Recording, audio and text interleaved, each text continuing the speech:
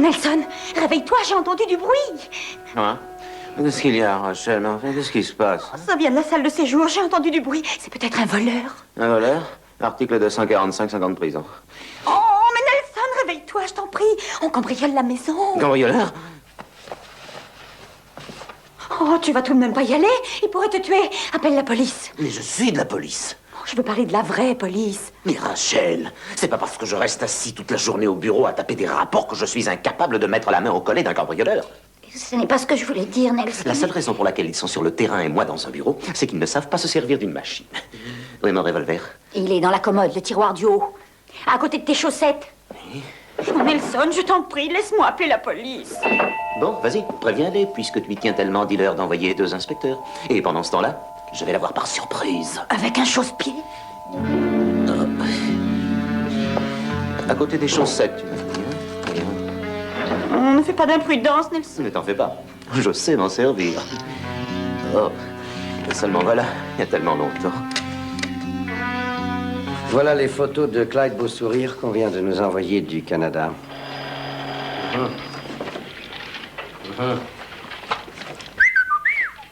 Qui c'est? Clyde Beausourire, c'est comme ça qu'il a réussi au Canada à berner la police. Il s'est déguisé en femme.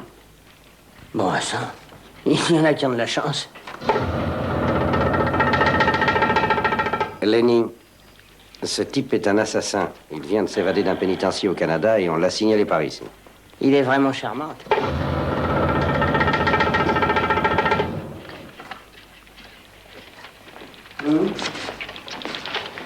T'as vu ses jambes? Une femme au 418 allée Primrose signale qu'un voleur a pénétré chez elle. En route.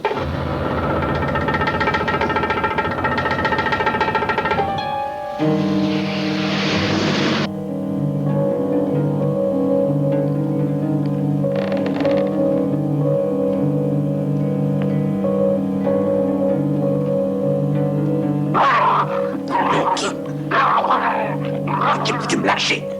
Mais tu vas les toucher, espèce de sale bête.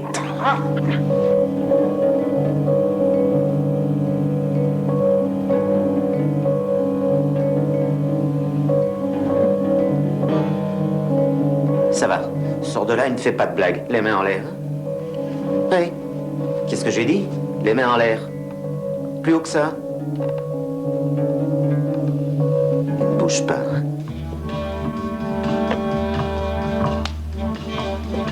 Et maintenant, tourne-toi.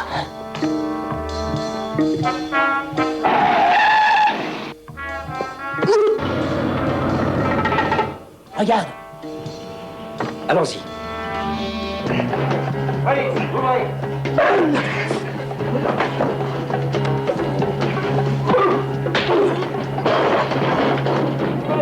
Police! Enfin, vous voilà, monsieur. Il s'est jeté sur moi, mais je l'ai assommé. Il est là, allongé par terre. Allons voir. Bien joué, mon garçon. Debout. Allez, réveille-toi, mon bonhomme. Et plie les jambes mieux que ça. Ça va. Maintenant, mets les 2 mains derrière le dos. Donne tes poignets. Et n'essaie pas de faire le malin. Higginbottom. S'il y a une chose que je déteste, c'est le flic qui tourne mal. Ensuite, après avoir donné aux suspects toute facilité pour prendre la fuite, ils se sont rués dans le salon de mon appartement et ont commis le délit décrit au paragraphe 902. Le 902, c'est la brutalité policière. Ils se sont jetés sur moi. Service du capitaine Andrews. Les sergents Crook et Robinson sont là. Qu'ils entrent. Qu'ils entrent. Bonjour, capitaine. Salut, Higginbottom. Monsieur Margulies, voulez-vous attendre un instant d'heure avec Higginbottom, s'il vous plaît? Bien sûr. À vos ordres, chef. Le type avec Higginbottom, qui c'est? Son conseil juridique. Il veut vous attaquer. Vous attaquez en justice, pourquoi? Pour ce que vous avez fait à Higginbottom la nuit dernière. Ce n'est pas notre faute. Je ne veux plus entendre ça, ce n'est pas notre faute. Depuis 6 ans, vous entrez dans ce bureau tous les soirs après la fin de votre service et vous dites, capitaine, ce n'est pas notre faute. Eh bien, c'est une phrase que je ne veux plus entendre. Est-ce que c'est clair, oui ou non? Très clair, à condition de reconnaître que ce n'était pas notre faute. J'ai dit que je ne voulais plus entendre cette phrase. J'avais oublié. Capitaine, je n'y comprends rien dans cette histoire de droit. Est-ce qu'un membre du service peut attaquer en justice le service dont il fait partie? Nous le saurons bientôt, ce sera un test. Ah, mais on a l'intention de se défendre. Et vous défendre comment? Vous direz que ce n'est pas votre faute? Exactement. J'ai dit que je ne veux plus entendre ce mot-là. Et c'est vous qui l'avez dit et nous qui l'avons entendu. Ça suffit. Je voudrais à présent que vous me disiez pourquoi vous avez laissé le suspect quitter la scène de son crime chez Higginbottom hier soir. C'est très simple, on ignorait que c'était le voleur. Vous ignoriez qu'il était le voleur? On a frappé à la porte et un homme nous a ouvert. On a supposé qu'il était chez lui. Eh oui, capitaine, on s'attend à voir un voleur s'enfuir par la fenêtre, mais on peut sûrement pas s'attendre à ce qu'il vous ouvre en vous disant « Entrez, messieurs, je vous en prie ». Bon, je veux bien. Mais en admettant que vous ayez supposé que l'homme était le locataire, Ouais. pourquoi est-ce que vous ne l'avez pas aussitôt questionné? Parce qu'on n'en a pas eu le temps et qu'il fallait faire vite. Pourquoi? Parce que le cambrioleur était allongé dans une autre pièce. Et d'abord, pourquoi Higginbottom fait-il tout ce foin, puisque le voleur s'est enfui les mains vides? Georges a raison, capitaine, il n'a subi aucun dommage, au fond. Messieurs, vous vous trompez. Higginbottom a subi un grand dommage au contraire. Lequel? Il a perdu le respect de son fils. De son fils? L'enfant n'est âgé que de 10 ans. Il a toujours eu honte du fait que son père, officier de police, soit dans un bureau assis devant une machine au lieu d'arrêter les voleurs. Et hier soir, Higginbottom avait l'occasion de prouver enfin à son fils qu'il était un vrai policier. Et on a tout flanqué par terre. Exactement. On est vraiment désolé. Ah oui. Est-ce qu'on peut faire quelque chose? Non, je crains que non. Moi, je crois que si. Je peux avoir une conversation avec son fils. Et qu'allez-vous lui raconter? Je vais lui faire comprendre que son père n'a pas toujours été dans un bureau devant une machine à écrire, qu'il fut un temps où il était dans le secteur le plus dangereux de la ville pour y accomplir son devoir de policier. Ça remonte à quand? Quand il réglait la circulation au carrefour. Mais laissons là Higginbottom et ses problèmes de famille. Il est temps de s'occuper sérieusement de ceux de la police. Ce Clyde Beausourire est dans notre ville avec des planches de fausse monnaie qu'il doit remettre à un certain Karl Kemerman. Pas le même Karl Kemerman de la fameuse compagnie des produits chimiques? Exactement. La police soupçonne depuis plusieurs mois Karl Kemerman de la compagnie des produits chimiques d'utiliser sa compagnie en guise de couverture pour une opération de faux monnayage. Et nous voudrions le prouver.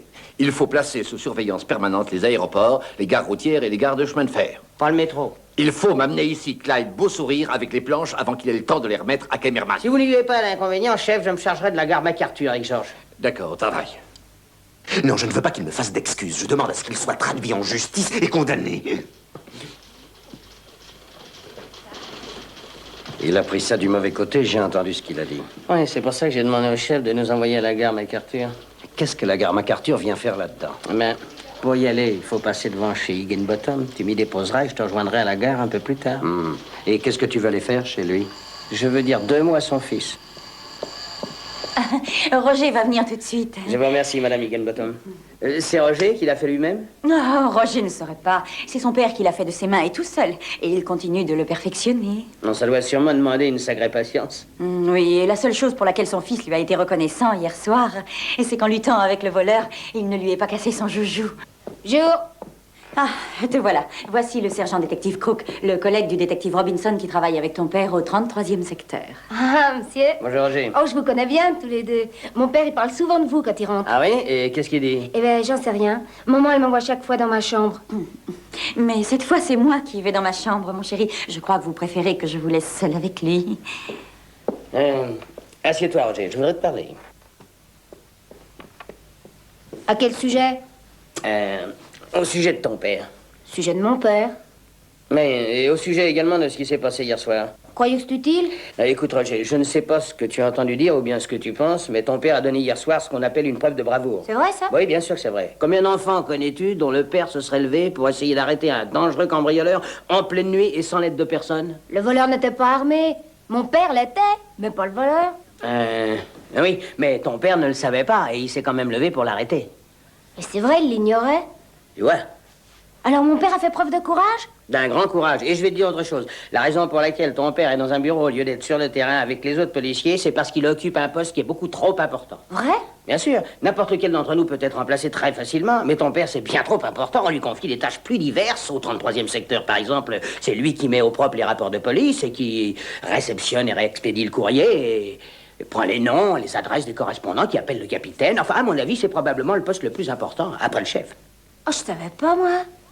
Mon père me l'a pourtant dit très souvent, mais je voulais pas le croire. Eh bien, il faudra le croire maintenant. Et sais-tu ce que je te souhaite, Roger? Ce que je te souhaite, c'est de devenir comme ton père quand tu seras grand. Oui, mais je sais pas si j'arriverai à faire un sténo 130 mots à la minute.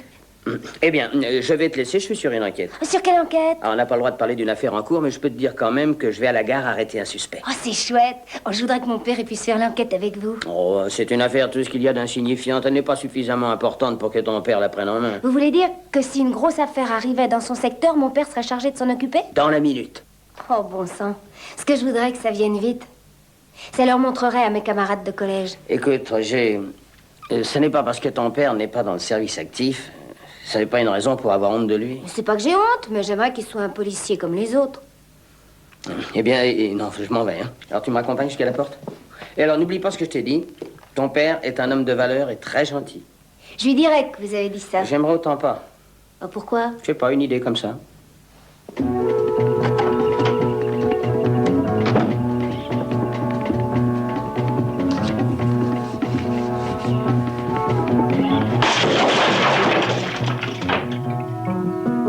Oui, commissaire. Deux de mes inspecteurs, les sergents Crook et Robinson, ont appréhendé Clyde Beausourire il y a 1 heure environ à la gare MacArthur.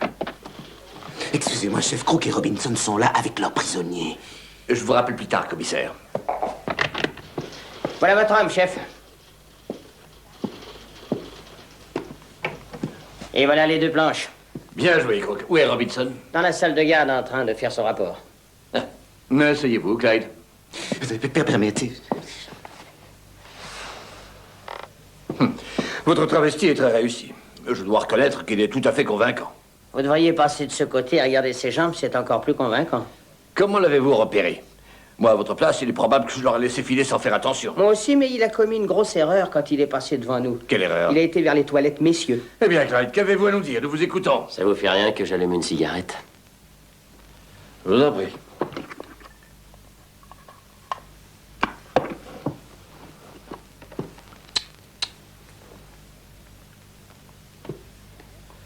Merci. Mais de rien. Donc, nous vous tenons et nous avons les planches. Reste à mettre la main sur Kemerman.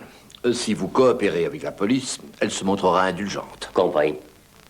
Posez-moi des questions. Où et quand devez-vous remettre à Kemerman les fausses planches à billets? Demain après-midi, à 4 heures, au Cotton Blossom. C'est l'ancien paquebot fluvial qui est à l'extrémité du quai dont on avait fait un restaurant, mais qui est fermé depuis 1 an environ. On ne peut pas mieux choisir pour lui tendre un piège. Autre chose, Clyde. Est-ce que Kemerman vous connaît de vue ou sait-il de quoi vous avez l'air? Bon, tout ce qu'il sait, c'est que je dois lui remettre la marchandise.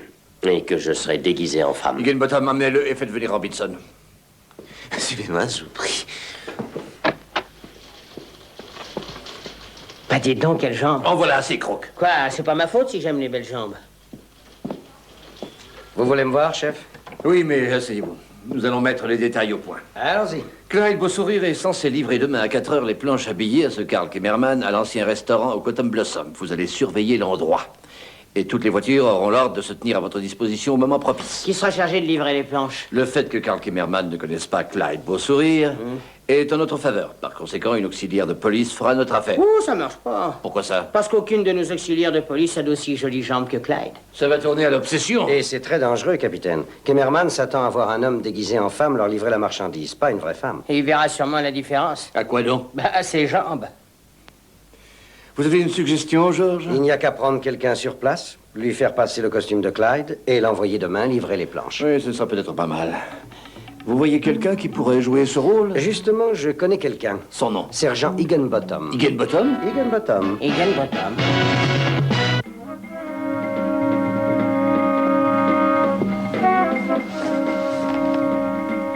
Je ne sais pas, messieurs, si Higginbottom a les qualités requises pour ça. Je crois que si, chef. Ah oui, je le crois, moi aussi. Au fond, Higginbottom à la jambe assez bien faite. C'est bientôt fini. Chef, la raison pour laquelle je suggère de désigner Higginbottom pour cette mission, c'est à la suite de ce que vous nous avez dit ce matin au sujet de sa situation à la maison avec son fils. Oui, Georges, je vous comprends. Au fond, si Georges et moi, on l'a empêché de devenir un héros hier soir, on pourrait lui redonner sa chance. Je vous ai dit que je vous comprenais, mais il ne s'agit pas là, vous le savez bien, d'une mission de jeu de famille. Non, on sera là, Georges et moi, pour veiller sur lui. Et c'est justement pourquoi la mission est dangereuse. Ah. Ça va, mais à la condition expresse qu'il l'accepte. Il est hors de question, s'il n'est pas volontaire, que je lui ordonne de risquer sa vie. Higginbottom, venez, j'ai à vous parler. Oui, chef? Higginbottom, seriez-vous d'accord pour exécuter une mission de confiance? Une mission de confiance, capitaine? Moi? Oh oui, ça me plairait même beaucoup. Je vous demanderai de bien y réfléchir avant de me donner ce que je considérerais comme une réponse définitive. Ah, c'est tout réfléchi, capitaine. Ma réponse est d'accord. Vous travaillerez en liaison étroite avec Crook et Robinson. Je peux encore réfléchir, capitaine. On va en avoir besoin tout de suite de cette réponse, Higginbottom. Il va falloir reprendre l'ourlet de la robe. Reprendre l'ourlet? Oui, c'est vous qui allez prendre la place de Clyde Beau-Sourire et vous livrerez les planches à Karl Kimmerman. Ça fait longtemps, capitaine, que j'espérais une telle occasion. Et si je pouvais y aller autrement qu'en femme, j'aimerais mieux. Parce que si mon fils l'apprenait... Il ne saura pas si on ne dit rien. Tout ce qu'il apprendra, c'est que son père, au péril de sa vie, a mis hors d'état de nuire une bande de faux monnayeurs internationaux. J'accepte. Je vais chercher Higginbottom, j'espère qu'il est prêt. Dépêche-toi.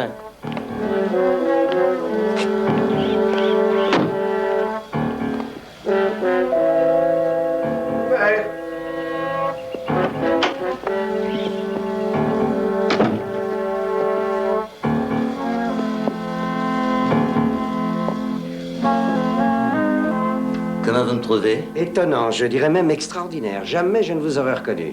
Qu'est-ce que vous avez à la jambe droite? Oh, je me suis coupé en me rasant.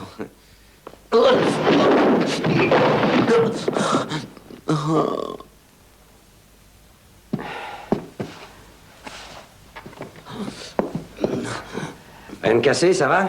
Non, c'est ma gaine qui me tue.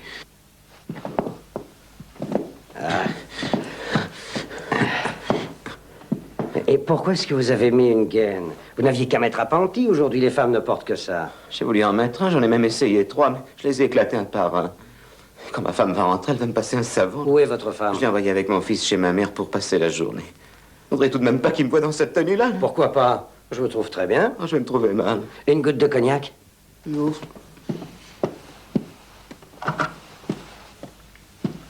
Tenez. Avalez-en une bonne lampée et ça ira beaucoup mieux. Il n'y a pas d'honte à l'avouer, Georges. Ça me rend un peu nerveux. Allons, allons, il n'y a pas de quoi, remettez-vous. Ah, c'est pas la peur de prendre un sale coup. Je suis nerveux, c'est parce que je crains au dernier moment de commettre une maladresse et de tout gâcher. Ne dites pas ça. Ayez confiance et vous verrez que tout ira bien.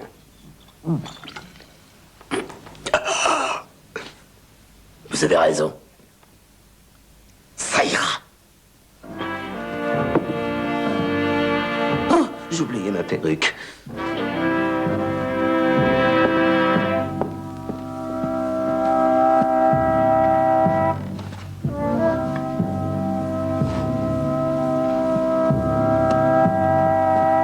Je suis prête.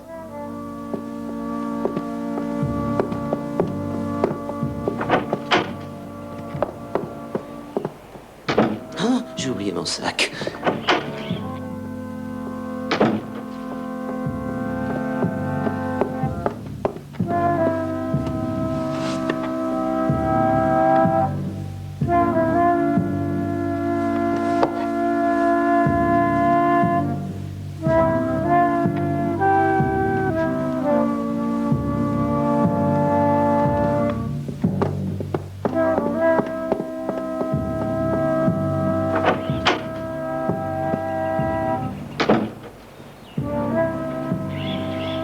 Allons-y. Eh, monsieur Higginbottom, Roger il est à la maison? Non, il est chez sa grand-mère.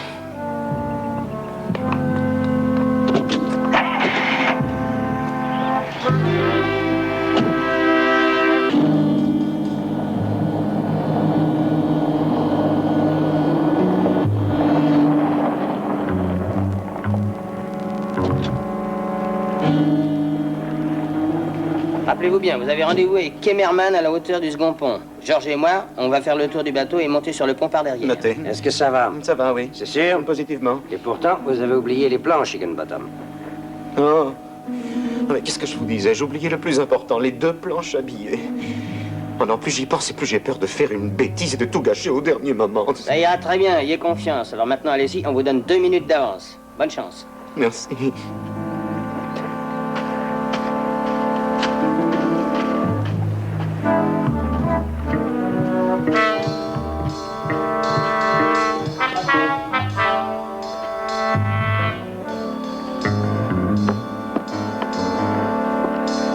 C'est vous, Clyde? Oui, cameraman? Oui, montez.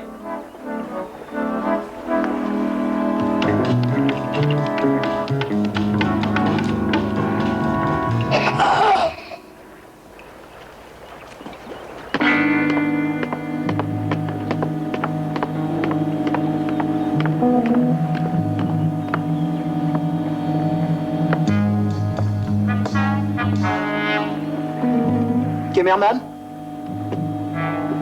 Par ici. C'est l'heure.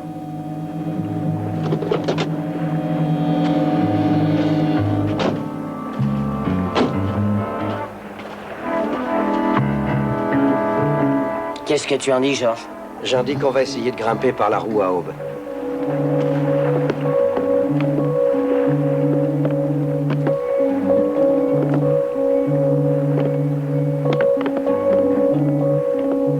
Ils sont là.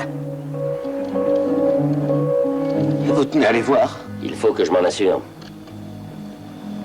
Merveilleux travail. Officier de police, Olema, je vous arrête.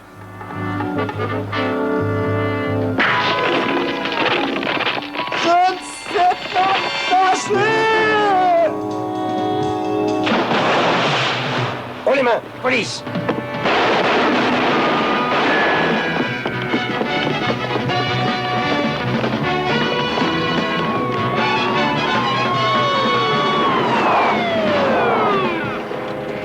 Ils le tiennent, occupons-nous de Higginbottom. Jean! Je ne sais pas nager non plus!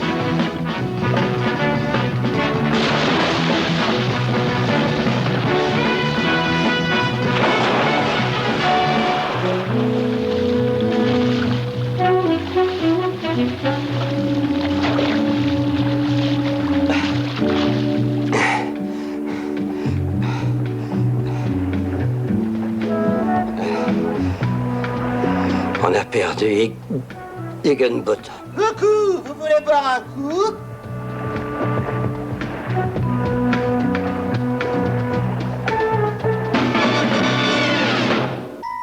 Et celle-là, vous l'avez vue, Higginbottom? Oh, c'est affreux. Ah, pas si affreux que ça, bien sûr. Si vous aviez fait un beau sourire comme Clyde... Celle-là est meilleure. Ah oui, celle-là est bien meilleure. Ah, mais quand je vous dis que ça vous va le sourire... Higginbottom, vous avez les honneurs de la une dans toute la presse. Vous êtes un héros. Un héros, c'est vite dit. Et votre fils, lui, qu'est-ce qu'il en pense? Il est fier de son père maintenant. Il tient un album avec toutes les coupures de presse. Pourquoi faire une tête pareille, alors? C'est à cause des collègues. En passant à côté de moi, il me donne des rendez-vous, il me siffle. Ça devient intenable. Oh non, ce n'est pas si méchant. Ils font ça seulement pour rire. Ils sont aussi fiers de vous que votre fils. Et vous verrez que ça leur passera. Service du capitaine Andrews. Oui, lieutenant Appleton. Et c'est pour moi. Oui. Ah. Ah, c'est vraiment très gentil à vous.